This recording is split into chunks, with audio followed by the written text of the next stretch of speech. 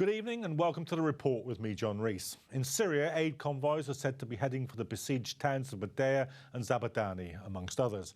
On tonight's programme, we'll be looking at the latest round of relief efforts. We'll also be looking at the situation in Kosovo as anti-government protests continue as the country marks its 8th year of independence. But first, 5 years after the uprising began against dictator Muammar Gaddafi, Libya is the divided country threatened by the expansion of the Islamic State group. Last June, the group seized the coastal town of Sirte, 280 miles east of Tripoli.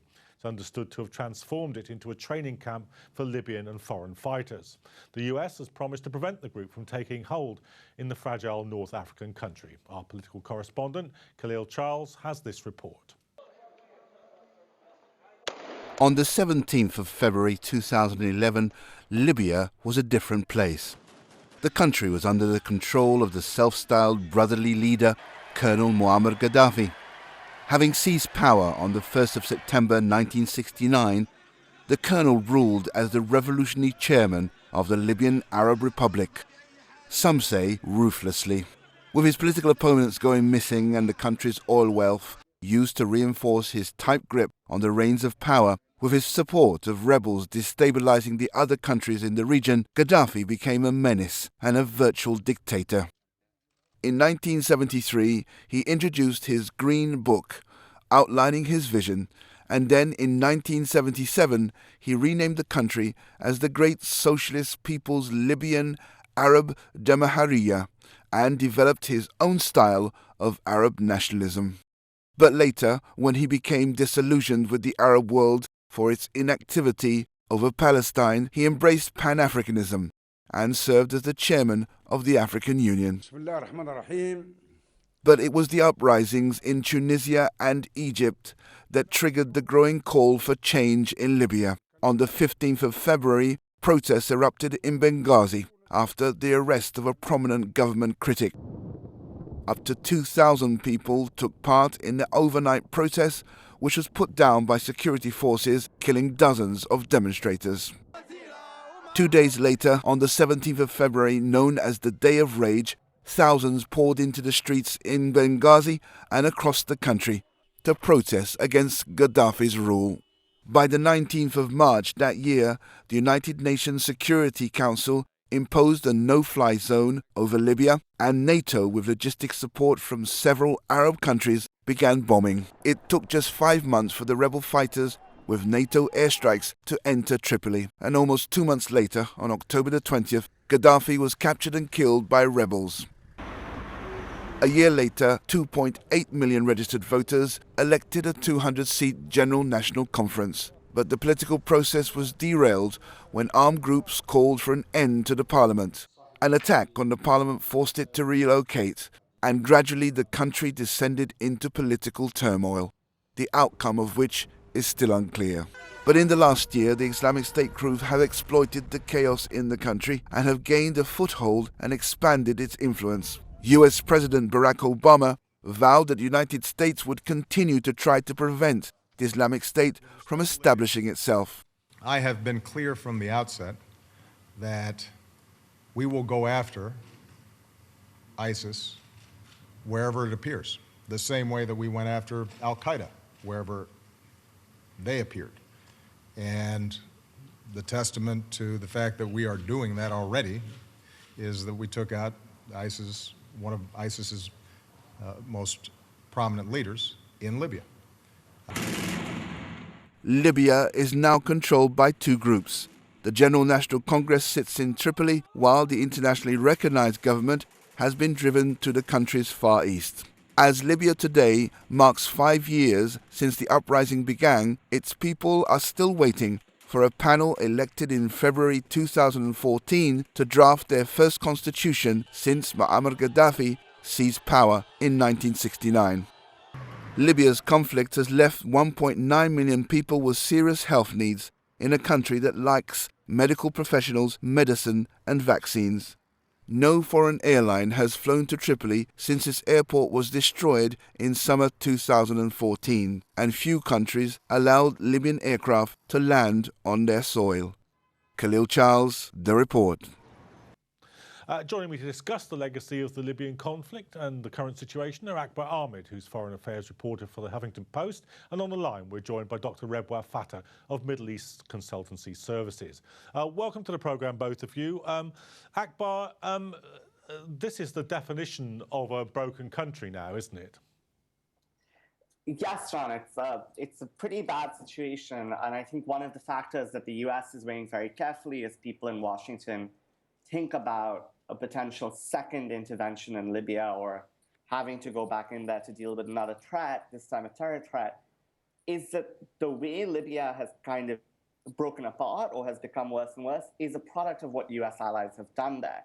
It's a product in large part of what the UAE, Qatar, Egypt, and other countries, Turkey, have done by supporting the two rival governments that have been clashing there since 2014. So while there are now steps towards having one government, which should be quite a big step, you've had 2 years of completely decentralized authority and ISIS growing, Al-Qaeda affiliates and other jihadists in Libya pledging allegiance to ISIS, and a lot of territory going to extremists.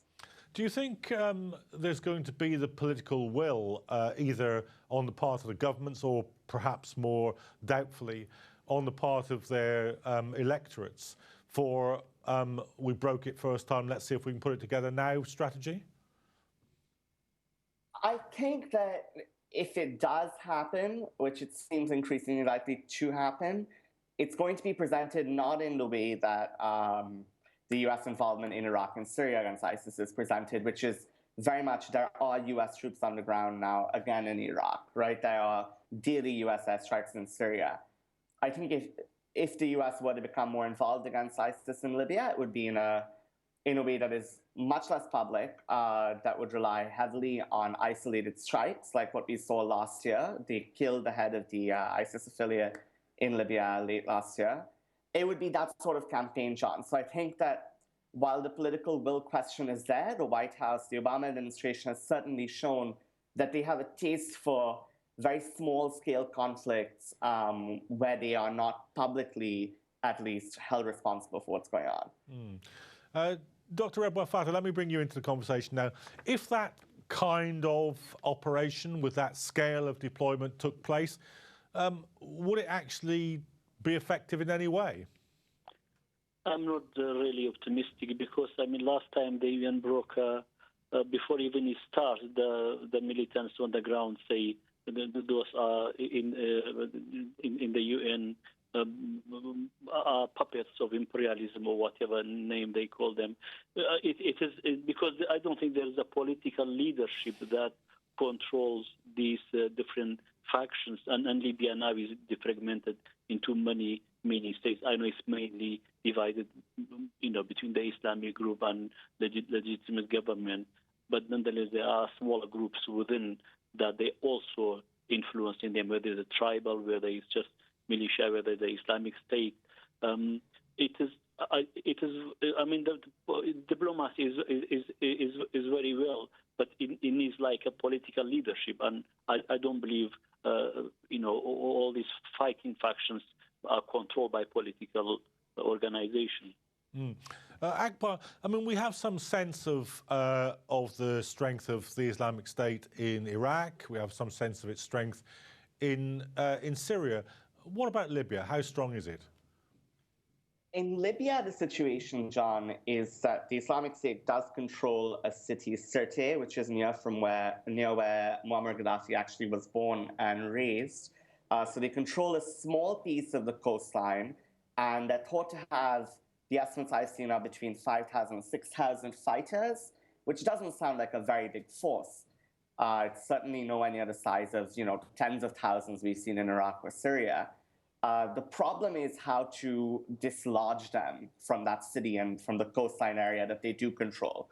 In the US, there's a system called the intelligence committees in Congress oversee the US intelligence capabilities. And recently there's been the Senate hearing on global threats, and next week will be the House hearing on global threats. In both of those, the US officials are expected to talk about the Libyan affiliate of ISIS as being not on par with where Daesh is in Iraq and Syria, but certainly the most worrying affiliate after Iraq and Syria. What we haven't heard yet, John, and I'm curious to see whether this will come up in next week's House hearing, is whether the US believes that the Libyan affiliate could be a place where attacks against the West could be launched. They've certainly talked about connections between attacks in the West over the last year and ISIS in Iraq and Syria. Do they believe that the hub within Libya is a place from which there could be attacks on London, Washington, Paris, or elsewhere? Dr. Fatah, what's the attitude of the various domestic forces within Libya to this existence of a pocket of Islamic State support? Well, I think some of them probably stand against them, but this is the Islamic State, as we all know, is a very hard-line, people, rebels, and it's very difficult to deal with them. And as Iqbal rightly stated, they are scattered. They are small groups, but they are scattered around different areas, especially on the Mediterranean coast, the most important part of Libya. And surprisingly, they exist on both sides, the east and the west part of the country. And I think that they are enough to cause trouble on the ground, and we have seen that. Obviously, when a group like that has no respect for any value, it can cause more trouble than the others. Akbar, if the Americans chose to make a sort of limited deployment of forces to deal with this, could they expect any military assistance from any of the factions in Libya? I think that right now they're hoping that there won't be factions. Right, so this week they announced the creation or the appointment of a cabinet. The way it works with the two rival parliaments currently in Libya is that the parliaments have to vote on and accept that cabinet.